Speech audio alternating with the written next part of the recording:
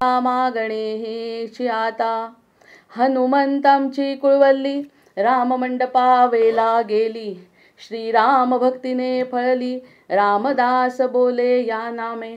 शुकासारिखे पूर्ण वैराग्य ज्याचे वसिष्ठा परिज्ञान योगेश्वराचे. कवी वाल्मिका सारिखा मान्य ऐसा नमस्कार माझा सद्गुरु रामदासा. जयाचा मुखी जन्म नामार्थ झाला जयाने सदा वास नामात केला. जयाच्या मुखी सर्वदा नाम कीर्ती नमस्कार त्या ब्रह्मचैतन्य मूर्ती. नेत्राने गुरुराजमूर्ती आपुली मी जे धवा पाहिली. तू विष्णू शिव तूच दैवत मला तू तात तू माऊली. झाला भाव मनात या मग करू कोणास पाचारण. प्रल्हादा गुरुराजया नित तुम्हा माझे असो वंदन. आदौ राम तपोवनादिगमनं हत्वा मृगं कांचनं. वैदेही हरणं जटायुमरणं सुग्रीव संभाषणं. वाली निर्दलनं समुद्रतरणं लंकापुरी दाहनं. पश्चाद् रावण कुंभकर्ण हननम एतद्धि रामायणम. जय जय रघुवीर समर्थ. जय जय रघुवीर समर्थ. रत्नैः कल्पितमासनं हिमजलैर्स्नानं च दिव्याम्बरं. नानारत्नविभूषितं मृगमदामोदाङ्कितं चन्दनं. जातिचम्पकबिल्वपत्ररचितं पुष्पं च धूपं तथा. दीपं देवदयानिधे पशुपते हृत्कल्पितं गृह्यताम्. संवर्णे नवरत्नखण्डरचिते पात्रे घृतं पायसं. भक्षं पञ्चविधं पयोदधियुतं रम्भाफलं पानकं. शाकानामयुतं जलं रुचिकरं कर्पूरखण्डोज्ज्वलं. ताम्बूलं मनसा मया विरचितं भक्त्या प्रभो स्वीकुरु. छत्रं चामरयोर्यजं व्यजनकं चादर्शकं निर्मलं. वीणाभेरिमृदङ्गकाहलकला गीतं च नृत्यं तथा. साष्टाङ्गं प्रणतिस्तुतिर्बहुविधा हे तत्समस्तं मया. संकल्पेन समर्पितं तव विभो पूजां गृहाण प्रभो. आत्मा त्वं गिरिजामतिः सहचरा प्राणात् शरीरं गृहम्. पूजा ते विषयोपभोगरचना निद्रा समाधिस्थितिः. सञ्चारः पदयो प्रदक्षिणविधिः स्तोत्राणि सर्वा गिरौ. यद्यत्कर्म करोमि तत्तदखिलं शम्भो तवाराधनं. करचरणकृतं वा कायजं कर्मजं वा श्रवणनयनजं वा मानसं वापराधं. विहितमविहितं वा सर्वमेतत् क्षमस्व. जय जय करुणाब्दे श्री महादेव शंभो. नमः शिवाय नमः शिवाय नमः शिवाय. विषय थोडासा जड वाटला असं वाटलं, पण तो खरंच सोपा करून सांगण्याचा खूप प्रयत्न करते. आणि दुसरी गोष्ट अशी आहे की त्याच्यात गोडी आहे, आपल्याला ते आवडतंय म्हणून आपण त्याकडे पुन्हा लक्ष द्यायचं. म्हणून मी थोडासा विचार करते मनातल्या मनात आज जास्त की आणखी सोपं कसं करायचं आहे आपल्याला. आणि सोपं करण्यापेक्षा या ज्ञानाची गरज काय आहे हे माझ्या मनाला किंवा कोणालाही प्रश्न विचारला ना तरी ज्ञानोत्तर भक्ती अतिशय चांगली असते. भलेही ते ज्ञान मिळवण्याचा आपण प्रयत्न करायचा नाही, ती माहिती मिळवण्याचा पण प्रयत्न करायचाही नाही जास्त, पण जे कानावर पडलं ते कानावर पडल्यानंतर जर आपलं मन त्यामध्ये रमलं तर समजून जायचं की त्याच्या मागे न लागता त्यातून भक्ती जी निर्माण होते त्यावरती आपण आपल्या मनाला केंद्रित करायचं. एवढं तरी आतापर्यंत जे ऐकलं त्यावरून असं वाटतंय. भरपूर प्रमाणात श्रवण केलंय, जिथे मिळेल ऐकायला तिथे गेलेली आहे आणि त्यातून आतमध्ये जे काही झिरपलं त्यातून तो सांगण्याचा जो प्रयत्न आहे ना तो आत्मपरीक्षणात्मक आहे. आपण सगळेजण साधक आहोत, त्यामुळे साधक असल्यामुळेच त्याचा परीक्षणात्मक उपयोग आहे. म्हणून एक महत्त्वाची ओवी जी आहे ना ती आत्मसाक्षात्कार व्हावा, प्रकृतीचा खेळ कळावा. आता मूळ ते श्लोक काय आहे की आत्मसाक्षात्कार व्हावा, ब्रह्माचा शोधक व्हावा अशी आहे. पण ब्रह्मापेक्षाही आपण आणखी सोपं केलं की प्रकृतीचा खेळ कळायचा. जी प्रकृती आपल्या समोर दिसते ना त्याचा जर खेळ आपल्याला समजवायचा प्रयत्न केला आणि तशी प्रार्थना केली तर ज्ञानापेक्षा आवडून जातं आणि आवडल्यानंतर आपण त्या गोष्टी करतो. विषय कठीण काही नसतं. आता नाव ब्रह्म दिलं आणि आपण स्वतःमध्ये आपण जर त्याचा शोधायचा प्रयत्न केला तर आपण जे चित्तरूपाने आहोत त्याचाच तो आविष्कार आहे असा शोध घेण्यासाठी थोडंफार ज्ञान आवश्यक आहे ना.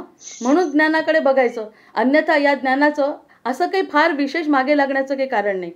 आता मी ते म्हटलं मी कोण आहे आणि त्यातल्या त्यात प्रकृती म्हणजे काय ह्या दोन गोष्टींवरती जरी चर्चा झाली.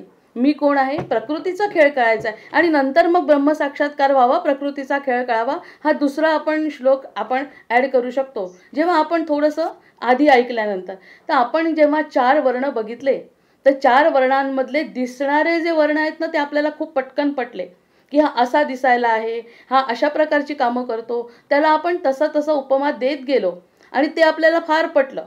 कारण ते कोणाला पटलं आणि कोणाला त्याचा राग आला. या दोन्ही गोष्टी घडल्या. कारण आपण दुसऱ्यांना दूषणं देत देत आपण त्या संकल्पना स्पष्ट केल्या की हा असा आहे म्हणून तो तसा आहे, हा असा आहे म्हणून तो तसा आहे, असं न म्हणता तू असा आहे असं म्हटल्यामुळे त्याच्यामध्ये जी विभागणी झाली ना ते आपल्या मनाला फार पटलं. कारण आपल्या मनाला दुसऱ्याला दोष देणं खूप आवडतं. ही प्रकृती आहे.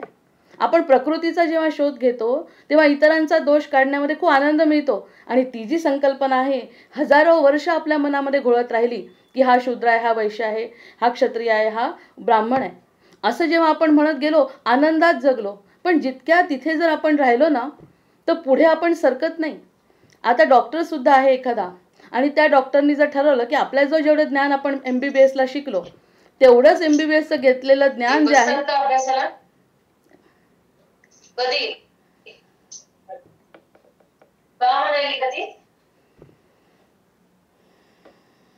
कविता माईक बंद करा. केला सर, केला मी केला. आपण जे घेतलेलं ज्ञान आहे कोणता विचार चालू होता, हा MBBSचा. जेव्हा आपण MBBS डॉक्टर जेव्हा एखादा होतो आणि त्यांनी जेवढं घेतलं ज्ञान त्याच्यावरती जर त्यांनी त्याचा दवाखाना सुरू केला तर काही वर्षांनी काय होतं की त्याचं ज्ञान अपुरं पडतं आणि त्या अपुऱ्या ज्ञानावरती त्याचा दवाखाना चालू शकत नाही. म्हणून त्याला रिफ्रेशमेंट कोर्सला जावं लागतं की नवीन नवीन काय प्रगती झाली आहे त्या क्षेत्रामध्ये ते बघावं लागतं. तो डॉक्टर असो, वकील असो. मग अध्यात्मामध्ये सुद्धा या पायऱ्या आहेत ना. मग त्या पायऱ्यांवर एकाच पायरीवर आपण त्याच गोष्टी बोलत राहिलो तर आपल्याला समजत नाही. म्हणून आपण वेगवेगळ्या प्रकारांनी शोध घेण्याचा प्रयत्न करतो प्रकृतीचा.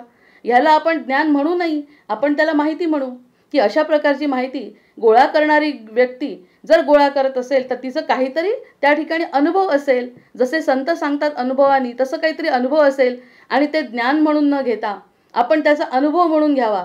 इतकं जरी समर्थांचा दासबोधासारखं आपल्याला कळलं कारण ज्ञानाच्या मागे लागलं तर पाठांतर करावं लागतं. याची काही गरज नाही आहे म्हणतात. फक्त माहिती करून घ्या की प्रकृती म्हणजे काय. आपण त्याच्या 4 अवस्था सोडल्या आता. मग त्यामध्ये वरवरचा बाह्योपचार आपल्याला आता काही करायचा नाही. वरवरचा विचारच आपल्याला करायचा नाही. मग जेव्हा आपण आपल्याकडे वळलो तेव्हा 4 प्रकार पुन्हा कळले आपल्याला. त्याचं थोडक्यात विवरण असं की आपली जी शैशवावस्था आणि बाल्यावस्था आहे त्या ठिकाणी आपण काय करतो, लहान मुलं ज्ञान संग्रहण करण्यासाठी किती उत्सुक असतात की त्यांना नवीन नवीन गोष्टी शिकायच्या असतात. ते ज्ञान म्हणून शिकत नाही. शब्द आल्याबरोबर त्या अच्या जे मागे लागतात की जिथे कुठे दिसला तो मला कळलाच पाहिजे. मग त्या ज्ञानासाठी जी त्यांची ज्ञान संपादन करण्याची जी शक्ती आहे आणि मुख्य म्हणजे सगळ्यांना मदत करण्याची, सगळ्यांच्या समोर नतमस्तक होण्याची, सगळ्यांची सेवा करण्याची. आईनी म्हटलं पाणी दे की लागलीच पाणी आणतात आणि मी पाणी दिल्याचा त्यांना आनंद होतो. मग ही जी सेवावृत्ती मुळातच आहे. मग ही मुळातली सेवावृत्ती आहे ना ती खूप चांगली आहे म्हणतात. आणि या सेवावृत्तीतूनच सगळ्यात मोठा घडण आपल्या माणसाची होत असते. ही प्रकृती आहे. म्हणून आज तर पहिला श्लोक आहे आत्मसाक्षात्कार व्हावा, प्रकृतीचा खेळ कळावा. आतापर्यंत आपण आपल्या मनाचा खेळ केला की ह्या मनाला हा शूद्र वाटला.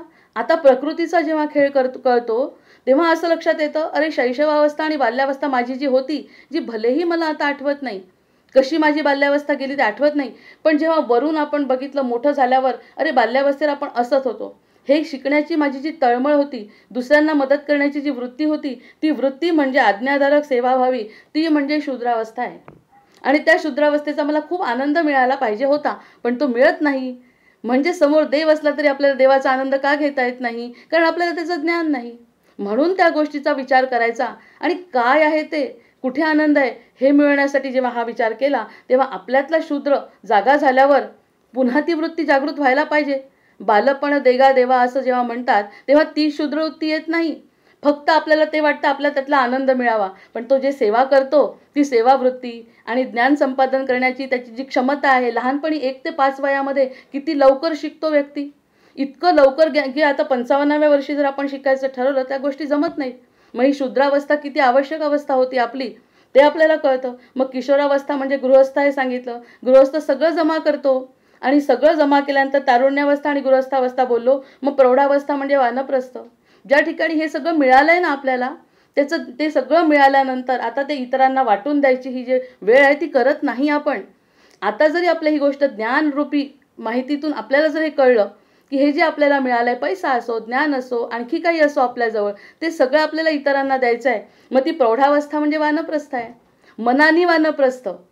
काही माझ्याजवळ ठेवायचं नाही असं हे जे तरुण असे जे प्रौढ लोक म्हणतील, म्हणत नाही हा प्रश्न आहे ना.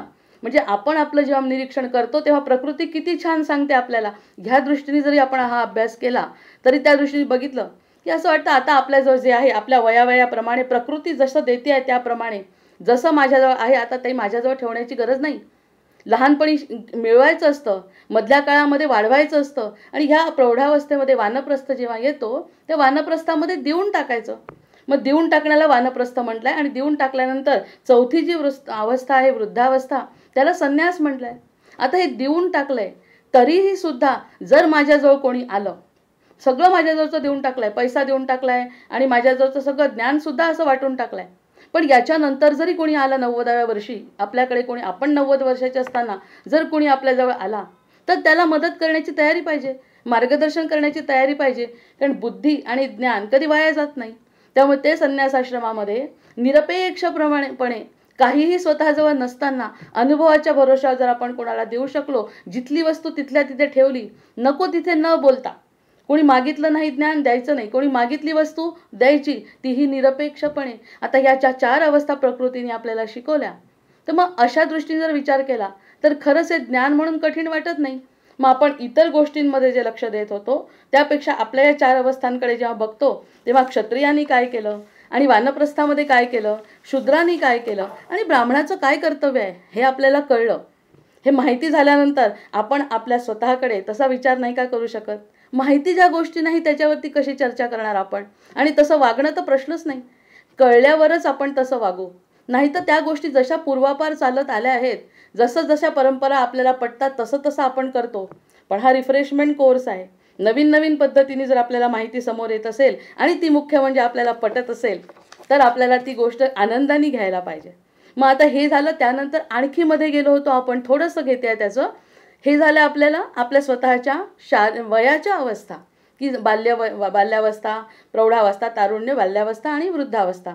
हे बोलल्यानंतर आपण पुन्हा कशाकडे गेलो, आतमध्ये नुसत्या शरीराकडे.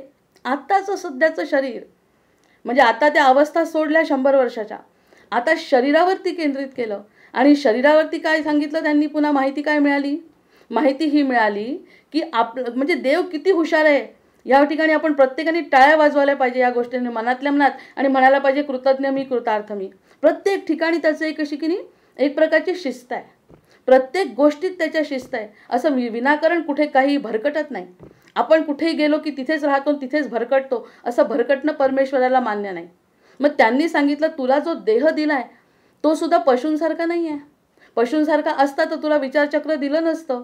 पशूंजवळ ते विचारचक्र दिलं नाही. याचा अर्थ हे जे तुझं डोकं आहे ना ते वर ठेवलं आहे, पाठीचा कणा ताठ आहे. ह्या गोष्टींचा बदल त्या पशूंसारखंच जर तुला वागायचं असेल, पशु जसं करतात त्याचं खाणं पिणं आणि झोपणं जर करायचं असेल तर या एवढ्या मोठ्या डोक्याचा उपयोग काय, आणि डोक्यामध्ये इतका कष्ट करून टाकलेला मेंदू त्याचा उपयोग काय, असा प्रकृतीला प्रश्न विचारला आहे. आता आत्मसाक्षात्कार व्हावा, प्रकृतीचा खेळ कळावा. हे कळल्यानंतर तर काहीतरी ठरवू ना आपण की आज आपल्याला जीवनात काय करायचं आहे, हा 1 तासाचा वेळ कसा घालवायचा आहे, याच्यासाठी ज्ञान आहे. बाकी ज्ञान म्हणजे त्या दृष्टीने शून्य आहे. आपण जर बदललो तर सगळं ज्ञान आहे. आणि ह्या ज्ञानाने जर बदलून आपण स्वतःचा विचार करू लागलो तर ती ओवी जी आहे, आत्मसाक्षात्कार व्हावा, प्रकृतीचा खेळ कळावा आणि प्रकृतीतच मी आहे. जय जय रघुवीर समर्थ असं जेव्हा म्हणतो आपण, स्वतःच्या मनाचा विचार, आपल्या शरीराचा विचार करतो. हे वरचं डोकं, डोक्याकडे कधी तसं बघतच नाही. डोक्याकडे आपण आरशात बघतो, फक्त आपले नाक डोळे बघतो, पण हे सगळे नाक डोळे जे ज्ञानेंद्रिय आहे ते सगळे आपल्या या भागात दिलेले आहे. मग हे भाग दिल्या म्हणजे हे ज्ञानेंद्रिय आहे आणि त्याला ब्राह्मण म्हटलं आहे. हे जे वरती ज्ञान संपादन करतात आहे, पायाने ज्ञान नाही संपादन करतायत, हाताने लिहिलं तरी कळायचं ज्ञान बुद्धीलाच आहे. ह्या सगळ्या संकल्पना जर स्पष्ट झाल्या, प्रकृती आपल्यासोबतच आहे. मग त्यांनी जेव्हा हे म्हटलं, आमचं डोकं ह्याच्यावरती मागे बोलली आहे, पण कोणीतरी मला 2-3 जणांनी म्हटलं की कळलं नाही, म्हणून थोडीशी उजळणी घेतली आणि डोक्यावरती हा जो आहे आपला जास्तीत जास्त भाग आपला ज्ञानेंद्रियाचा दिल्यामुळे डोळे अतिशय उत्तम बघू शकतात. कर्पूर गौरम करुणावतारम हे जेव्हा म्हणतो कर्पूर आरती, तेव्हा कर्पूर लावतो आपण, लावल्यानंतर त्याच्याकडे बघतो, बघितल्यानंतर त्याच्यावरती हात फिरवतो, हात फिरवल्यानंतर ते हात डोळ्याला लावतो, मस्तकाला लावतो, म्हणजे स्पर्श रस गंध सगळं त्या कर्पूर आरती हे सगळं एवढाच भाग करत असतो. एवढ्या भागाने आणि कुणी छातीला आणि हाताला भस्म लावलं तरी त्याचं जे काही व्हायचं आहे ज्ञानाचं काम ते सगळं डोक्यातच होणार आहे. म्हणजे कर्पूर गौरम म्हटल्यावरती आता येत आहेत गणपती, ते करत असताना सगळं काम आपण इथल्या इथे करतो. हाताने केलं तरीसुद्धा ते नाकानी, डोळ्यांनी, कानानी त्याची जी कर्पूर आरती म्हटली, आता हे आता शिवमानस पूजा म्हटली, मुखांनी म्हटली आणि कानांनी ऐकली, डोळ्यांनी बघितली, हे सगळं आपलं या ठिकाणी फक्त डोक्यावरती चाललं आहे. मग ह्या डोक्याला त्यांनी काय म्हटलं आहे की ब्राह्मण, आपली जी अवस्था आहे ती ब्राह्मण अवस्था आहे. मग असं म्हटल्यानंतर शरीराचं संरक्षण कुणामुळे होतं? आता ब्राह्मणाला कितीही वाटलं, डोक्याला किती वाटतं ज्ञान इतकं आहे माझ्याजवळ, पण प्रत्यक्षात जर कोणी माझ्यावरती हल्ला केला तर तो हल्ला परतवण्यासाठी मला माझे हातच वापरावे लागतात. जरी दिली इथून संज्ञा मला की तू जा आणि हात हलव, काठी घेऊन ये, पण ते सगळं करण्यासाठी हातच लागतात. हात नसतील तर नुसतं डोळ्यांनी आणि कानांनी आपण काहीच करू शकत नाही. म्हणजे हे जे बाहू दिलेले आहे ते आहे क्षत्रिय. हे थोडक्यात सांगते, कारण मागे आपण बोललो आहे. मग आणि पोट, पाठ, छाती हे जे आहे ना, या पोट, पाठ, छातीच्या वरचा भाग जो आहे डोक्याचा, त्यामध्ये सगळे ज्ञानेंद्रिय आहे. शरीराचं संरक्षण करतात ते बाहू मधल्या भागामध्ये.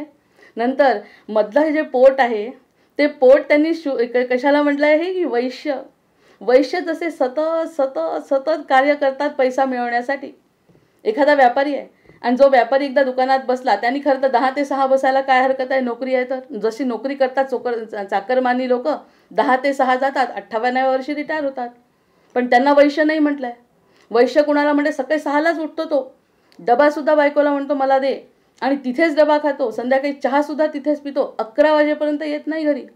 11, 11:30 वाजता आल्यानंतर कुणाशीही न बोलता झोपून जातो आणि रात्री फक्त गल्ला मोजतो. हे सगळं करणं म्हणजे वैश्य आहे. इतके कष्ट की शनिवार रविवार नको, कुठे जायचं नाही, काही नाही, मला फक्त ते आणि तेच काम करायचं आहे. आणि इतकं करून रिटायर तर कधी होतच नाही. रिटायरमेंट म्हटलं की आता 58व्या वर्षी हे चाकरमानी रिटायर होतात. यांना म्हटलं हो 70च झाला तरी तो पगडी घालून तिथे बसतोच. हा पण एक वैश्य, हा जो गुण आहे तो वैश्याचा आहे. मग असा हा जो आहे आपण आहे ना, मधल्या काळामध्ये हे मिळवण्यासाठी ज्ञान म्हणा, बुद्धी म्हणा, पैसा मिळा, हा आपण वैश्यपणा केला आहे ना, वैश्यत्व आपण सुद्धा केलं आहे. किती कष्ट केले 50शीपर्यंत, मग आपणच वैश्य. किती कष्ट केले. आता ते 10 वाजता जे उठणे, 10 वाजता मग नोकरीला जाणारे असो किंवा सकाळी 6 वाजता जाणारे असो, कष्ट ते कष्ट की बैलाचेही असो, ते सगळे कष्टच आहे. ते सगळे कष्ट आपण करावेच लागतात, नाही तर आपलं प्रकृती साथ नाही देणार. प्रकृती म्हणेल हा निकम्मा आहे, याला आपल्या जीवनात ठेवू नका, याला हकलून द्या, कारण प्रकृतीप्रमाणे तो वागत नाही. मग मी प्रकृतीप्रमाणे वागली आहे की नाही, मग तो जो माझं वागणं आहे ते वैश्य आहे. सुरुवातीला डोक्यापासून जे काही केलं आहे ते ब्राह्मण आहे, हाताने केलं आहे ते क्षत्रिय आहे, नंतर जे कष्ट मी केले ते वैश्य आहे, आणि या सगळ्यांना वाहून नेणारे बिचारे माझे पाय ते शूद्र आहे. म्हणजे आपल्या देहाला सुद्धा ब्राह्मण, क्षत्रिय, वैश्य आणि शूद्र ह्या 4 अवस्था आहेत, 4 भाग आहेत, त्या अवस्था आहेत, हे 4 भाग आहे. इतकं सगळं असताना आपण किती मर्यादित अर्थ काढत होतो. एवढं जरी कळलं ना आपल्याला तरी आपलं लक्ष आपल्याकडे जातं. आणि तो जो श्लोक आहे आत्मसाक्षात्कार व्हावा, हे कशासाठी आहे? जसं समर्थांचा दासबोध वाचायचा असेल, जर एखादा ग्रंथ वाचायची इच्छा व्हायची असेल तर मला माझं तर ज्ञान पाहिजे. कमीत कमी मी की साधक व्हायचं असेल तर मी कोण आहे हे कळायला पाहिजे ना. मग मी कोण आहे? या 4 अवस्थांमधला मी हा आहे. या अवस्थेतही मी केलं आहे. आणि जर समजा केलं नसेल शेवटच्या क्षणी, आता हा जो शेवटचा भाग आहे तो जर मी केला नसेल तर करायला पाहिजे. एवढं करण्यासाठी तरी आपल्याला ह्या गोष्टी महत्त्वाच्या नाही का?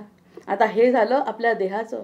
आता इथपर्यंत मला असं वाटतं आयडिया क्लिअर असतील, कारण आपण आधी किती दुरून फिरून आतमध्ये आलो, देहाकडे आलो.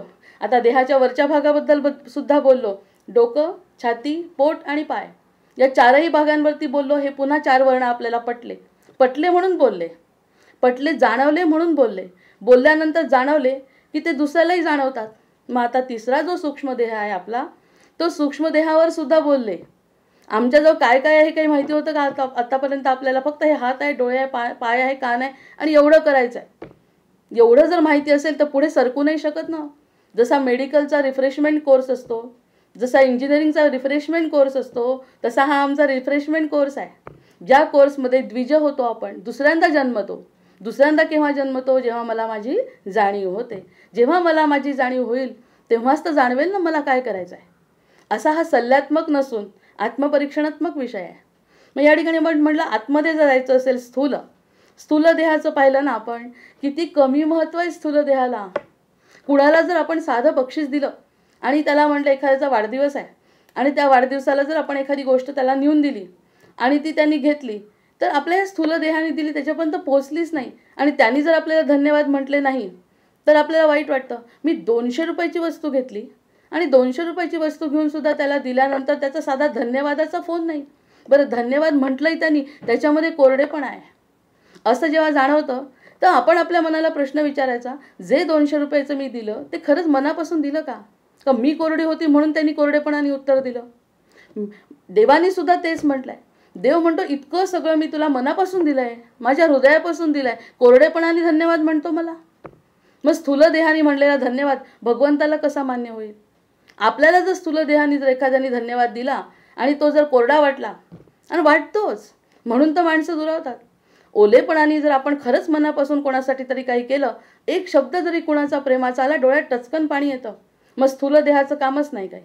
मग हे जे स्थूल देहाने करतोय आपण, म्हणून हा स्थूल देह समजवण्यासाठी पुन्हा की जो आपण भगवंतानी खेळणी दिली, पर्वत दिले, नद्या दिले, नवरा दिला, बायको दिलं, मुलं दिली, प्रसिद्धी दिली, पैसा दिला, खेळणं दिलं, त्यांनी आनंदाने दिलाय, त्यांनी मनापासून दिलाय आणि त्यांनी सांगितलंय फक्त खेळायला दिलंय.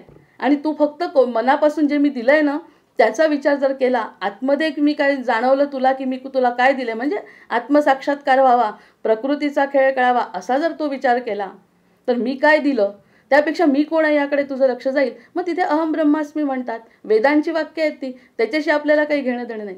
पण कोरडेपणा आणि ओलावा ह्या जर 2 गोष्टी लक्षात घेतल्या तर कोरडेपणा आणि ओलावा हा सूक्ष्म देहात आहे, स्थूल देहात नाही. स्थूल देहाने केलेलं कोणतंच काम पूर्ण होत नाही. म्हणून सरकारी नोकरीमध्ये लोक जे काम करतात त्या ठिकाणी पैसा घेतला, 5 वाजता घरी आले, संपला हिशोब.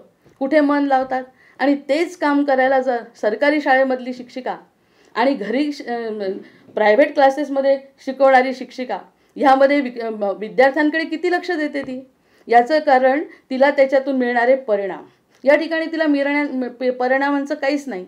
तो 0% जरी रिझल्ट लागला तिच्या पैशामध्ये काहीही बदल होणार नाही. त्याच्यामुळे ती कोरडेपणाने शिकवते, कारण ते शिकवण्यामध्ये ती मनच ओतत नाही. मग रिझल्ट काय आला त्याच्याशी तिला काहीही घेणं देणं नाही. अशी जेव्हा घटना घडते तेव्हा तो वरवरचं जे घडतं तो कोरडेपणा म्हणजे स्थूल देहाचं काम आहे. मागच्या वेळेस जे समजलं नाही ते समजावून सांगण्यासाठी साधी उदाहरणं दिली. म्हणजे हा वेदांत वाटत नाही, आपलं सर्वसाधारण जीवन वाटतं. देणाऱ्याला बक्षीस दिल्यावर मनापासून देणं आणि अगदी वरवरचं देणं, दिसला म्हणून दिलं, कोणीही स्वीकारत नाही मनापासून आणि त्याचा कोरडेपणा आपल्याला जाणवतो. स्थूल देहाने केलेलं कोणतंही काम म्हणून समाधान देऊ शकत नाही. जय जय रघुवीर समर्थ. म्हणून आपण गंगेला गेलो, गंगेला जाण्याचं पुण्य आपल्याला मिळत नाही, कारण फक्त स्थूल देहाने. नाही तर त्याचं एक उदाहरणच आहे की मासोळ्या सतत गंगेमध्ये असतात, त्या काय मुक्त झाल्या का? किंवा त्या जर गंगेतच पडायचं होतं, पशुयोनी का मिळाली मग त्यांना? त्यांचं ते प्राप्तन आहे, त्यांना त्यातून गंगेचा फायदा होत नाही, कारण त्यांना हा जो वरचा आहे ब्राह्मण देह, हा वरचा भाग तो दिलेला नाही. त्यामुळे त्यांचं कल्याण होत नाही. स्थूल देहाने अगदी आयुष्यभर गंगेत जन्मल्या आणि गंगेतच मेल्या. आम्ही सुद्धा 10 वेळा गंगाची यात्रा केली, स्थूल देहाने केल्यावर त्याचा परिणाम होत नाही. हा किती महत्त्वाचा बदल आहे. प्रकृतीचा खेळ कळावा.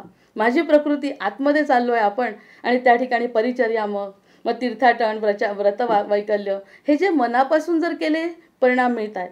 करू नका असं म्हणत नाही, मन जर ओतल्या गेलं तर त्याचा परिणाम मिळतो. याबद्दल आपण बोललो होतो. आणि वैश्य, क्षत्रिय, ब्राह्मण हा द्विजन्मे 3 वर्ण, ययांचे जे शुश्रूषण ते शूद्र कर्म. मग आता हे जे शूद्र कर्म आहे कोणतं? हे हाताने जाणं, हाताने एखादं काम करणं, पण त्यामध्ये मन नाही करायचं. सेवा केली त्याचं वेगळं फळ आहे, पण मनापासून सेवा करणं नाही. मग हे जे शुश्रूषण करतो सगळ्यांचं, तो आहे शूद्रवर्ण. मग विश्वातील सर्व जीवांची सेवा करणे हा स्थूल देह असलेल्या आपल्याचं स्वधर्म आहे. मग देवानी प्रकृती काय टाकली आहे माहिती आहे? प्रत्येकाला असं वाटतं की आपण इतरांची सेवा करावी. वाटतं म्हणे. कुणाला वाटतं? मग आपल्याला वाटतंय का? आपल्याला विचार केला तर आपल्याला खरंच वाटतंय का आपण सगळ्यांची सेवा करावी?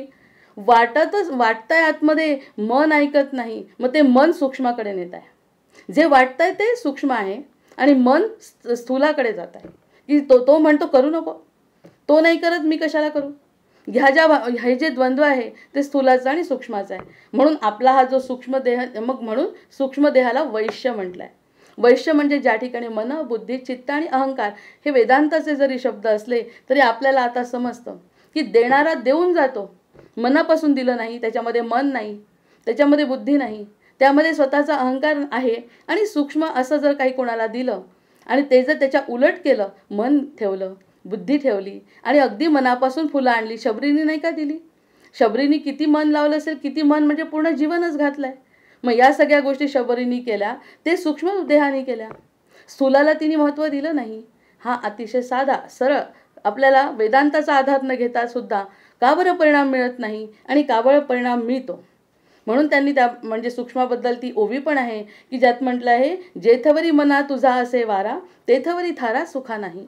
जोपर्यंत मन त्या ठिकाणी जात नाही, मन विचित्र विचार करत राहतं, तोपर्यंत सुख नाही.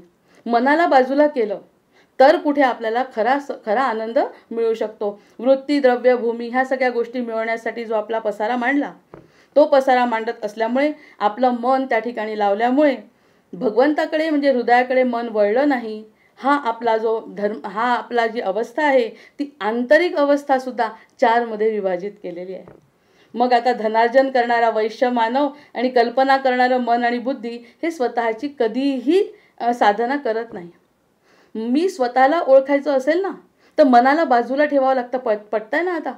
जर मला माझ्या स्वतःला ओळखायचं असेल, स्वतःला मी कोण आहे, मला काय आवडतंय, मला कोणाचा विचार जर करायचा नसेल आणि मला दासबोध वाचायचा आहे, मला रामाची कथा करायची आहे, मला कृष्णाचं भागवत करायचं आहे आणि मला सत्संग करायचा आहे, मला चांगल्या गोष्टी करायच्या आहे, हे आतमध्ये मला वाटतंय, ते जर मनाने ऐकलं तर ते मना सज्जना भक्तिपंथेची जावे. आम्ही समर्थांची ओवी ऐकली आणि तसंच करू दिलं मनाने तर ते मन सज्जन आहे.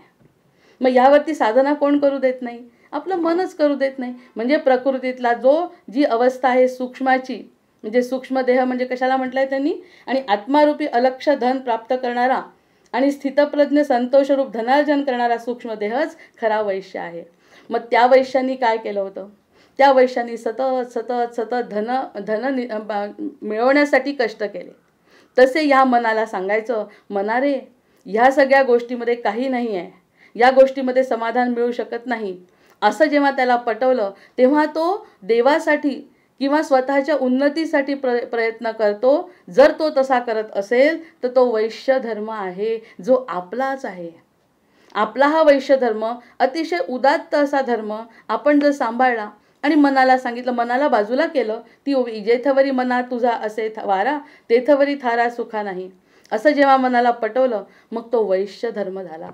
मग आता पहिला झाला होता सूक्ष्म, नंतर तो मनापासून करतोय आणि मन, बुद्धी, अहंकार आणि रूप, भांडवल इत्यादी विश्वातील सर्व मानवांजवळ असतं. म्हणून विश्वातील सर्व मानव हे वैश्यच आहेत सगळे. मग त्यात लहान थोर असोत, विश्वातले, फक्त इथले नाही, भारतातले नाही, ते मानो किंवा न मानो. कारण हिंदू संस्कृती इतकी अगम्य आहे, समजून घ्यायचं ठरवलं ना तर समजू शकत नाही. पण ते आता विश्वात्मके देवे म्हणणारे आपले जे ज्ञानेश्वर आहेत त्यांच्या मताने सगळे जर अशा प्रकारची मनाची साधना करत असतील आणि आतमध्ये असलेल्या हृदयाचं ऐकत असतील तर ते सगळे वैश्य आहेत. जय जय रघुवीर सम. मग कोण कोणाला दोष देणार आहे आणि कोण कोणाला कमी लेखणार आहे? आपणच आपल्यामध्ये असलेला वैश्य धर्म जर आपण शोधला, म्हणजे या आधी 4 अवस्था, त्याच्यानंतर समाजाच्या अवस्था, त्याच्यानंतर देहाच्या अवस्था, त्यानंतर आता या आपल्या अंतर्मनाच्या पिंडाच्या अवस्था, आणि ह्या सगळ्या आता पटतात आहे. खरंच आहे. आपण जर असा विचार केला आणि आता हा चौथा जो आहे कारणदेह, तिसरा कारणदेह जो आहे तो क्षत्रिय आहे कारण देहाला क्षत्रिय वर्ण म्हटलंय. कारण कारण देह कसा असतो, तो शक्तिमान आहे. कारण देह अतिशय शक्तिमान आहे आणि तो सिंहाप्रमाणे आहे. मी त्याच्यावरती आपल्या मागच्या वेळेस विवेचन केलंय. कारण कारण देह तोची क्षत्रिय जाणं, आणि हे मनानी नाही बोलत आहे, या ओव्यांच्या आधाराने बोलते. कारण देह तोची क्षत्रिय जाणं, तेथे दुजियाचे नाही भान, एकांत नांदे आपण धरी खूण मानसी. मानसामध्ये, मनामध्ये ही खूण धरायची की आता बाकी आपल्याला जे मिळालं आहे वैश्य कर्म करून, दिवस रात्र कष्ट मेहनत कशाची केली, आता आपल्याला स्वतःला शोधायची, सेवा करायची आणि स्वतःला शोधून त्यामध्ये आपल्या स्वतःला काय खरं पाहिजे समाधान, इतके कष्ट केल्यानंतर तो मग एकांतात रमू लागतो. एकांतात रमणं सोपं नाही आहे. हीच संकल्पना मागच्या वेळेस थोडी पटली नाही. एकांतात का रमतो? एकांतात उदासीनतेने तो रमत नाही की माझ्याजवळ आता काय शिल्लक राहिलं, माझं वय झालं, अशी उदासीनता त्याच्यामध्ये नसते. त्याच्यामध्ये एक प्रकारची आपल्यामध्ये स्वतःचा विश्वास असतो, आत्मविश्वास असतो. कारण आता जे काही मी मार्ग निवडला आहे ना, वैश्य धर्म सांभाळून, शूद्र धर्म सांभाळून, वैश्य धर्म करत असताना सुद्धा शूद्र धर्म सांभाळतो, मला जे येत आहे ते देण्याचा प्रयत्न करतो, दोन्ही धर्म सांभाळून मी माझ्या स्वतःला सांभाळतोय. इतरांचा काहीही संबंध नाही. मला काही 10 ते 4 नोकरी करायची नाही, मला काही दिवसभर काम करायचं नाही, पण जे माझ्याजवळ आहे ते अमूल्य आहे. राम रतन धन पायोजी, म्हणजे मग मी ह्या ज्या म्हणतात साधू संत, ते खोटं आहे का? मग त्यांना जर ते धन मिळालं जे त्यांनी आत्तापर्यंत कमवलं, कसं कमवलं, जसं वैश्यांनी दिवस रात्र मेहनत केली, सकाळी 6 ते रात्री 10, तसा ह्या वैश्यांनी कशाची मेहनत केली? श्रीराम जय राम जय जय राम, श्रीराम जय राम जय जय राम. ज्याला जे वाटतंय ते जर दिवस रात्र कष्ट करून वैश्य धर्म सांभाळून जर त्यांनी ते केलं तर त्याच्यामध्ये आत्मविश्वास येतो, धैर्य येतं आणि सगळ्या गोष्टींचा सामना करण्याची क्षमता येते. म्हणून तो एकटा राहू शकतो. अन्यथा म्हणून हे साधू संत सगळे पर्वतांवरती, जंगलामध्ये का राहू शकतात? त्यांनी काही सोडलेलं नसतं काही कोणाला. त्यांना तो स्वतःचा आनंद मिळतो, तो ब्रह्मानंद त्यांना मिळतो आणि तो ब्रह्मानंद एकट्यामध्ये ते तल्लीन होऊन राहतात. महाकारण देह आहे. त्या कारणदेहाला का आनंद होतो? त्या कारणदेहाला कारण त्यांनी शूद्र धर्म आणि वैश्य धर्म अतिशय उत्तम प्रकाराने सांभाळल्यामुळे कारणदेहसुद्धा आनंदी होतो. आणि आनंदी झाल्यामुळे गरज असेल तर इतरांना द्यायचं, नसेल गरज तर आम्ही आपले एकांतात शांत आहे. त्याला आपण श्लोक म्हटला होता, स्वयमेव मृगेंद्रता. ज्या ठिकाणी नाभिषेको न संस्कारो, कुणीही सिंहावरती संस्कार केलेले नाहीत, कोणीही सिंहावरती अभिषेक केलेला नाही की ह्या अभिषेकाद्वारे तुला जंगलचा राजा म्हणणार आहे. प्रत्यक्षात असं काहीही घडलेलं नाही, पण तो कसा चालतो, कशा डरकाळ्या फोडतो, कारण तो त्याच्यामध्ये मस्त आहे. त्याच्याजवळ जी शक्ती आहे त्याची त्याला जाणीव आहे. आपल्याजवळ आपल्या शक्तीची जर जाणीव झाली तर तो म्हणे कारण देह खुश होतो. आणि तो जो आहे तो कोणता, अर्थातच कोणता असणार आहे? हा जो देह, याच्याबद्दल बोलत असताना इतरांच्या सहाय्यावर तो अवलंबून असतो, आपण आता ओळखू शकतो. त्याच्यावरती उत्तर लिहा तुम्ही. मग हे अज्ञानात्मक जो जीव होता आतापर्यंत, त्या देहाला, त्या जीवाला काही आता किंमत नाही, तो निरपेक्ष असतो. आणि ह्या सगळ्या तेजतत्वामुळे हे जे तेज आहे सगळं, या सगळ्या तेज धनद्रव्य निर्माण करण्याची आता त्याच्यामध्ये इच्छा नाही. त्याच्याजवळ जे आहे ते त्याच्याजवळ येतं आणि त्याच्यामध्ये तेजतत्व वाढतं. तेजतत्व वाढल्यामुळे त्याला भीती वाटत नाही. प्रकाश एकदा दिसला की अंधाराची भीती वाटत नाही. मग ते तेज त्याच्यामध्ये आल्यामुळे कोणत्याही प्रकारचा अंधार, वाईट गोष्टी, वाईट कृत्य, वाईट लोक, त्याची त्याला भीती वाटत नाही. कारण त्याला वाटतं की आता आपल्या प्रकाशात आलेलो आहे, आपल्याला अंधाराचा विचार करण्याचं काही कारण नाही. हे तत्व त्याचं वाढतं. नंतर दुसरं जलतत्व वाढतं. जलतत्व म्हणजे काय? आपण इकडे तिकडे ते जल पाहतो, पाणी बघतो. पाण्याजवळ एखाद्याला म्हणे मनाचा आजार असेल तर जवळ जाऊन बसा, पाण्याच्या जवळ बसा, तुम्हाला शांत वाटतं. कशाला? एवढा चंद्र जेव्हा आकाशामध्ये येतो तेव्हा समुद्र कसा उड्या मारतो, त्याला भरती येते. म्हणजे हे जे सगळं जलतत्वाचे लक्षण आहे. मग हे जलतत्व म्हणजे मनामध्ये करुणा निर्माण करतं. आतापर्यंत काय होतं, जलतत्वाची वाढ न झाल्यामुळे मनामध्ये जलतत्वाची म्हणजे अष्टसात्विक, याच्यावर तर कितीतरी आपापल्या पद्धतीने विचार करू शकतो कोणी. आतमध्ये जलतत्व वाढलं म्हणजे करुणा वाढली, म्हणजे आता मिळालेलं ज्ञान, आता मिळालेला आनंद, आतापर्यंत मिळालेलं धैर्य हे करुणेमध्ये परिवर्तित होतं. आता रामांना जो वनवास झाला आणि वनवास झाला, कष्ट झाले, म्हणजे त्यांनी ते क्षुद्र तत्व आणि ते वैश्य तत्व हे सगळं सांभाळल्यानंतर त्यांच्यामध्ये जे आलं क्षत्रियत्व, त्या क्षत्रियामध्ये ते खरे क्षत्रिय बनले राम. आणि राम खरंच क्षत्रियांचं उदाहरण आहे, क्षत्रियच होते ते. त्यामुळे तिथे गेल्यावर त्यांच्या मनामध्ये करुणा निर्माण झाली. एखाद्यामध्ये जर शक्ती निर्माण झाली, एखादा काहीतरी विशेष गुण निर्माण झाला आणि कोरडा असला तो तर चालणार नाही. हा कोरडेपणा त्याच्यामध्ये राहत नाही. तो कोरडा न होता जलतत्वाने भरून जातो. शबरी मातेने त्यांना प्रश्न विचारला की रामा तुम्ही शबरी मातेनी त्यांच्या गुरूंना प्रश्न विचारला, ऋषी मातंगांना, की राम कधी येणार आहे. तेव्हा ते काय म्हणाले, ते म्हणाले काय सांगू, तू 14 वर्षाची आहे, पण 14 वर्षाची असताना अजून ज्याची तू वाट बघते त्याचा जन्म पण झालेला नाही. म्हणजे असंही सांगितलं ते धैर्याने सहन करायला पाहिजे ना. ती तिच्या वर्णाप्रमाणे जर विचार केला, ती शूद्र असते, हा आता वर्ण आपल्या डोक्यात येणारच नाही. अगं तू ज्याची वाट बघते, तू 14 वर्षाची आहे, अजून त्यांचा जन्म नाही, कशाला दशरथाचंच लग्न झालं नाही म्हणे अजून. मग तो यज्ञ करेल आणि त्या यज्ञानंतर त्याचं उशिरा का होईना, त्या उशिरा त्याला मूल होईल. त्याच्यानंतर तो कितीतरी वर्ष घरीच राहील आणि त्यानंतर त्याला वनवास होईल आणि त्या वनवासामध्ये तुझ्याकडे येणार आहे. हे असं त्यांना सांगितलं. आणि असा सांगणारा का वाट बघते शबरी त्याची मग अशा माणसाची, जे अजून जन्माला आला नाही का. जलतत्व करुणा, त्याच्यामध्ये असलेली करुणा गुरूंनी तिला सांगून दिली की अगं इतका करुणामय आहे, तुझ्या पूर्ण जीवनाचं सार्थक होणार आहे आणि सांगणारा मी आहे. असं जेव्हा होतं, हे कुणाला पटतं, क्षत्रियाला पटतं. क्षत्रियांचे सगळे चांगले गुण आपल्यामध्ये असले पाहिजे.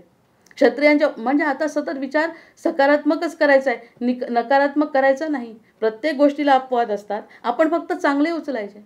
असं साध्या पद्धतीने जर आपल्याला ह्या गोष्टी कळल्या तर आपण आपल्या स्वतःचाच शोध घेतोय, इतर काही करत नाही. एकदा स्वतःचा शोध लागला, जी पोथी हाती लागली ना ती कल्याणच करणार आहे. त्यामुळे आधी सुपीक जमीन तयार होणं आवश्यक आहे. मग ह्या तेजतत्वामुळे त्याच्यामध्ये तेज निर्माण होतं. म्हणजे जर कोणी त्याला त्रास द्यायचा प्रयत्न केला तर तो म्हणतो हा त्रास माझा बाह्य आहे, माझ्यावरती त्याचा काहीही परिणाम होत नाही, कारण त्याच्या आंतरिक तेजतत्व त्याचं वाढलं आहे. क्षत्रियामध्ये जशी असते ना, माझ्या संसाराचं काही हो, माझ्या मुलाबाळांचं काही हो, मी माझ्या देशाचं रक्षण करणार आणि देशाचं रक्षण करत असताना जरी मला मृत्यू आला तरी मी त्याचं वाईट मानणार नाही. हे जे धैर्य आहे त्याच्यामध्ये ते तेजाचं लक्षण आहे. म्हणजे तेजस्वी असल्याशिवाय कोणी या क्षत्रियाच्या मागे लागू शकत नाही, क्षत्रियत्व आपल्यामध्ये बाणू शकत नाही. ते धैर्य हा त्याचा महत्त्वाचा गुण आहे. आणि आपले रामचंद्र तर क्षत्रिय मुळातच होते आणि त्यांना त्यांचे सद्गुरू असे लाभलेले होते की त्यांच्यामध्ये तेजतत्व तर आलंच आलं. म्हणजे जेव्हा ते वनवासात फिरत होते तेव्हा सुद्धा लोकांना कळत होतं कोणीतरी विशेष पुरुष आला. मग ज्याला टाकून दिलंय, घरातून ज्याला टाकून दिलंय आणि त्याला घरातून बाहेर काढलंय, त्याला वनवासाला टाकलंय, त्याच्यामध्ये तेज येतं का तो गलितागात्र होतो. सगळ्यात महत्त्वाचा मुद्दा हा आहे आपली प्रकृती कळण्यासाठी. आपल्याला टाकून दिल्यावर आपण कसा विचार करू, किती उदास होऊ, किती लोकांजवळ भीक मागू, माझं असं झालं, माझं असं दुःख, माझं तसं दुःख. रामचंद्र असं वाटतं तेजतत्वाने वाढले. बरं तेजतत्व आलं तरीसुद्धा त्यांच्यामधलं जलतत्वही वाढीस लागलं. इकडे तेज आल्यानंतर जल राहत नाही, अपोजिट आहेत सगळेजण. जलही आलं आणि तेजतत्वही आलं. मग जलानी करुणा, म्हणून त्याला दयानिधी, करुणानिधी, भक्तवत्सल म्हणतात. नाही तर मला इतका त्रास झाला, मी तुम्हाला का म्हणून आशीर्वाद देऊ, मी माझं आयुष्यभर त्रास भोगणार आहे आणि तुम्हाला आशीर्वाद देऊ, असं काहीही यांच्यामध्ये येत नाही. ते क्षत्रिय आहे. मग असं म्हणत असताना जे साधू संत स्वतः कष्ट करतात, मग त्यांच्यामध्ये हे तेजतत्व म्हणजे ते क्षत्रिय पण झाले. मग त्या तिकडे वर्णाचा प्रश्न कुठे आला. अशा पद्धतीने जेव्हा आपल्या बुद्धीला चालना मिळते तर हिंदू धर्म म्हणजे काय आहे. म्हणून आता विश्वात्मके देवे, या देवामध्ये असलेले सगळे लोक मला एकसारखे का भासतात, कारण चारही गोष्टीतून ते जात असतात. आणि दुसरी गोष्ट महत्त्वाची, तिसरं तत्व की पृथ्वी तत्वही आहे त्यामध्ये. आता आपण प्रत्येकजण मी जेवढं सांगते त्याच्यावरती अधिक 10% जास्त विचार करू शकतो. फक्त एक मार्गदर्शक तत्व आहे की अशा पद्धतीने विचार केला तर आपल्याला त्यामध्ये खोल गेल्यावर खूप काही मिळू शकतं. मिळवायचं तर मिळवायचं, नाही मिळवलं तरी भक्ती जरी केली तरी चालणार आहे, कारण शेवटी मी गोंदवलेकर महाराजांचं प्रवचनही सांगणार आहे. मग ह्या भक्तीतून सुद्धा या गोष्टी आपोआप घडत असतात. मग तिसरं जे पृथ्वी तत्व आहे, ते पृथ्वी तत्व म्हणजे आता अविवेकजन्य धाडस. ज्या ठिकाणी ते इतके धाडस करतात पृथ्वीवर राहत असताना, म्हणजे पृथ्वी तत्व म्हणजे क्षमाशील वृत्ती त्यांची असते आणि क्षमा करत करत नाही, हा जर गुण त्यांच्यामध्ये नसता हा जर गुण या आपल्या अवस्थेचा नसता तर कुणीही त्या भानगडीत पडलं नसतं, पडूच शकलं नसतं. मला जर साधा एखादा अर्थवर्म कापता येत नसेल, आता विज्ञानाचं उदाहरण आहे की असा एखादा कॉक्रोच किंवा अर्थवर्म मला जर कापता येत नसेल तर मी ती ब्रांच घेणार नाही शिक्षणाला. मला नाही कापता येत, मला नाही रक्त पाहता येत आणि मला हे काही करता येत नाही, मी डॉक्टर होऊ शकत नाही. महाक्षत्रिय कसा होतो? कारण क्षत्रिय सगळा मोहपाश सोडून आणि नुसता तेजतत्वानी भारलेला आणि नुसता जलतत्वानी भारलेला आणि नुसता पृथ्वीतत्वानी भारलेला, म्हणजे पंचमहाभूतांमधली सगळी भूतं त्याच्यामध्ये दिसतात स्पष्ट लोकांना. म्हणून आपण म्हणतो साधू संतांच्या भोवती असा पांढरा किंवा विशिष्ट रंगाचं वलय असतं आणि ते वलय म्हणजे हे क्षत्रियत्वाचं लक्षण आहे. कारण सगळ्या गोष्टींवरती मात करून आणि हा व्यक्ती पुढे जाऊन त्याचं दुःख न करता दुसऱ्यांना मदत करणे, किती मोठ्या मोठ्या अवस्था आहेत त्या. बरं, त्या त्यांच्या असू द्या, आपण त्यांच्यापुढे फक्त नतमस्तक होणे एवढंही करू शकत नसेल तर हे ज्ञानच नाही आपल्याला असं म्हणावं लागेल. आपण अज्ञानात आहे, दुसरं काही कारण नाही. आपण जर ज्ञानात असतो साहजिकच नमस्कार केला असता कोणत्याही व्यक्तीला जो जलतत्वानी भरलेला आहे, जो पृथ्वीतत्वानी भरलेला आहे, जो तेज दिसतंय त्यांच्याजवळ. स्वामी समर्थांच्या समोर जर तेजोवलय दिसतंय तरी जर मी वाकत नसेल तर त्या गोष्टीचं ज्ञानच नाही, पशुच आहे ना आपण. मग ही जी तिसरी अवस्था झाली क्षत्रियाची, क्षत्रिय आपण व्हायला पाहिजे. आतापर्यंत ज्या 2 अवस्था नैसर्गिकरित्या होतोच आहे. नैसर्गिकरित्या आपल्या जो डोका आहे, नैसर्गिकरित्या सगळा देह आहे ते तर देवानी दिलंच आहे. पण आंतरिक जोपर्यंत बदल होत नाही तोपर्यंत ह्या सगळ्या गोष्टी साध्य होत नाही. आता मला असं वाटतं या ठिकाणी पुन्हा या पुष्कळशा संकल्पना मला ज्या वाटल्या त्या स्पष्ट करण्याचा प्रयत्न केला.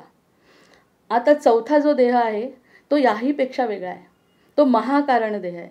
महाकारण देह जो आहे तो आपला म्हणजे तो ब्राह्मण वर्ण आहे. हा क्षत्रियापर्यंत आपण आलो आणि क्षत्रिय म्हणजे विशिष्ट प्रकारची शक्ती, विशिष्ट प्रकारची ऊर्जा आणि विशिष्ट प्रकारच्या गोष्टी इतर सगळ्या सारून, कुटुंबाला सारून देशरक्षण, बाकी ह्या सांसारिक गोष्टी सारून फक्त भगवंताची आराधना, असं जेव्हा एका गोष्टीवरती स्थिर होतो, कारण देह स्थिर झाला म्हणजे आपण क्षत्रिय झालो.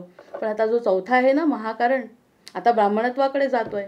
मग महाकारण जो देह आहे तो ज्ञानी माणसाला काय होतं, हे आता सगळं सोपं कसं झालंय की ज्ञान म्हणजे ब्राह्मण म्हणजे चौथी अवस्था, त्या ठिकाणी म्हणजे शूद्र वैश्य आणि क्षत्रिय कसा मी बदललो, कसा मी बदलायला पाहिजे हे बघू शकणारा महाकारण देह आहे. आणि तो महाकारण देह आपल्याला सुख देतो.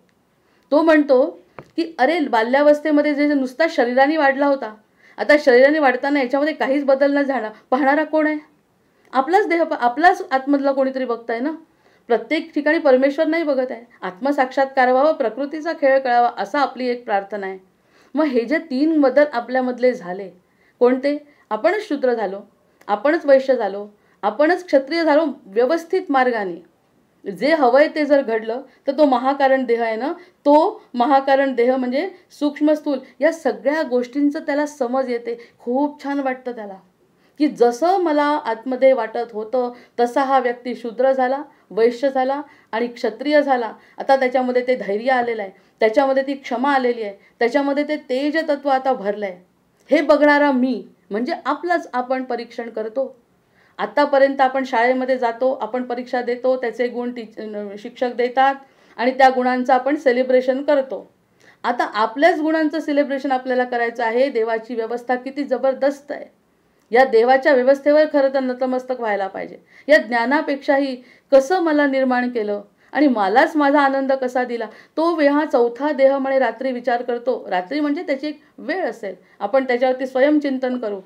त्यावेळी तो म्हणतो की या 3ही गोष्टी मी अतिशय उत्तम केलेल्या आहे.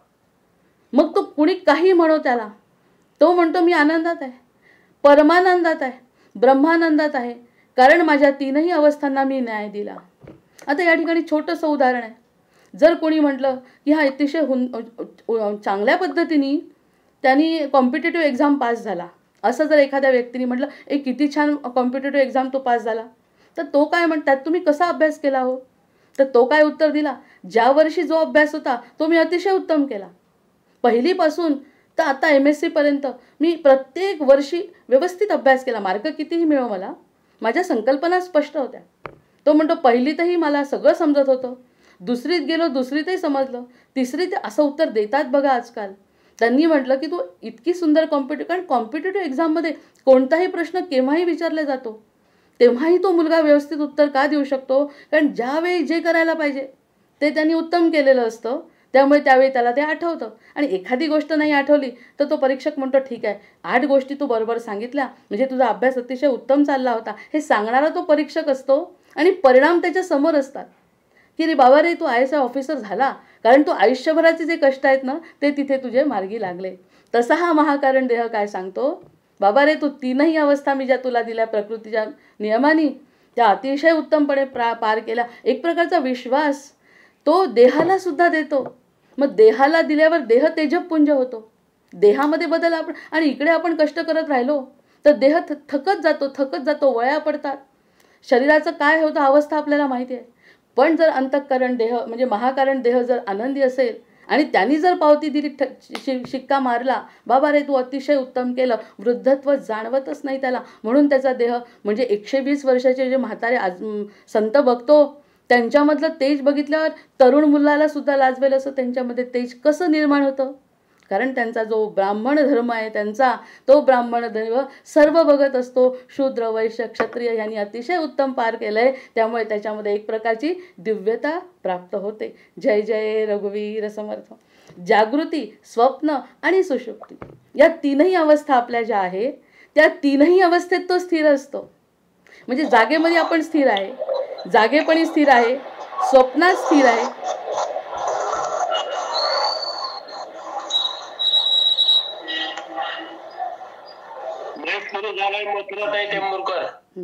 आणि जागृती, स्वप्न आणि मी थांबतेच आहे, झालंच आहे. जागृती, स्वप्न आणि सुषुप्ती नंतरची जी अवस्था आहे ते आता सांगताना, ज्ञान देताना सुद्धा काही कठीण वाटलं का? आता नाही कठीण वाटणार. कारण ह्या ज्या 3 अवस्था आहेत आमच्या, त्या अवस्था साक्षी रूपाने जो बघतो, तो जो देह आहे तो शांत आहे. ती व्यक्ती ब्राह्मण वर्णाची होते. जय जय रघुवीर समर्थ. म्हणजे आपणच आपल्या देहामध्ये आपण शूद्र, वैश्य, क्षत्रिय आणि ब्राह्मण या अवस्था आतल्या आतच आपण अनुभवू शकलो. ह्यासाठी ही प्रकृती आहे. त्या प्रकृतीचा कोणीतरी व्हिडिओ ह्या प्रकृतीचा आपल्याला समज व्हावी म्हणून हा पहिला जो श्लोक आहे तो आहे, आत्मसाक्षात्कार व्हावा, प्रकृतीचा खेळ कळावा. जय जय रघुवीर समर्थ. जय जय रघुवीर समर्थ. भर्जन भव बीजाचे, अर्जन सुख संपत्तीचे, तर्जन यमदूताचे, राम गर्जन बोला राम राम राम, बोला राम राम राम, बोला राम राम राम. आवाहनं न जानामि तवार्चन, पूजांचैव न जानामि, क्षम्यतां परमेश्वर, क्षम्यतां परमेश्वर, क्षम्यतां परमेश्वर. जय जय रघुवीर समर्थ. जय जय रघुवीर समर्थ. जय श्री कृष्ण.